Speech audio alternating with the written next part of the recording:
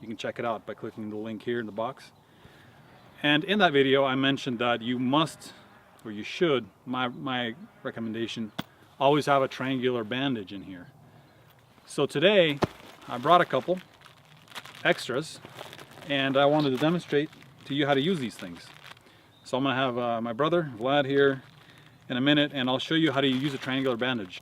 Let me just say that triangular bandages go back a long time. They've been used for a long time in battlefields. I'm not exactly sure of the dates, but they have been used for a long time. Research online, I found a lot of good information on there, and specifically I wanted to just point out this image to you right here. It's going to pop up on the screen. There's going to be a link down below for you to look at a more high quality image. But this here, they used to make these triangular bandages with this printed on them, and this shows you just all the different possibilities you have with a triangular bandage. What I want to say is that, using a triangular bandage is something that you kind of, once you know how it's used, you can really build on it. It comes wrapped up like this. And there's another name for this. It's a French name. It's called a cravat. So right now it's in the cravat configuration. So of course, see, when I unwrap that, it doesn't look like a triangle, right?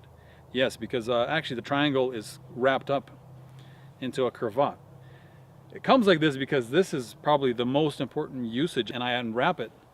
You have the cravat configuration, so you can just put that right over the blood sponge there, and then you can begin to wrap it. Now I'm doing this kind of in an awkward way just so you can see it in the video. But you can really crisscross it, and then as you get to the top, you have the two edges which become smaller because they're the tips of the triangle, and then you can just tie it off on the corner. Very similar type of application to start with, and in these situations you actually go under the chin, or you could go around the back of the head.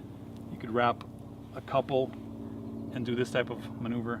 Now this looks ridiculous and uncomfortable, but the point, triangular bandage, you're going to unwrap it. So now you see the actual reason for why it's called a triangular bandage. And like I told you, they're cut in a very specific way.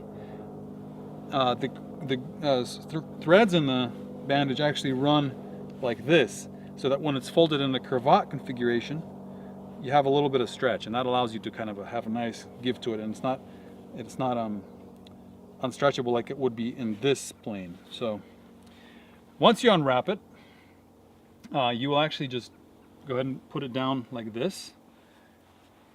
You'll put the patient's arm through here, and this bit will go over this side of the neck.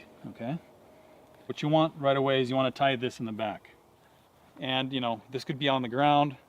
You might need assistance from a second person to hold the arm up while you just carry it around through here and tie it in the back, or you could tie it in the front as well, and that just gives you a nice and you can make it relatively tight. That gives you a nice secure hold. You'd go across under here. Does that feel pretty snug on there? Yeah. Does it feel like it's really uncomfortable in some area? It might be a little bit uncomfortable there with time, but No, you'd start. it's not bad. It's pretty wide. Yeah. So and that's into there like that. And then we take our other one, we take the middle of the cravat configuration here, and we'd start by just wrapping it around like this. Then you can go over the top, like that, and then finish it off with a nice square knot on the top here. Or as I'm doing here, with one above and one or two cravats above and below the break. So in this case, we'd go below here, and you can wrap it twice. You can go actually this way and that way, because an axe just seems to fit perfectly here. And then you can just tie that off with a square knot there, just like that. That feel pretty snug on there? Yep. Okay, so then we'd go, say the break was here, we'd put one in here. And you can always wrap, because you're so long, you should wrap as many times as you can. So in this case, at least twice, just it spreads the area that's being pressed out a little bit more. And it gives you a little bit more ability to tighten it and keep it tight without having it slip.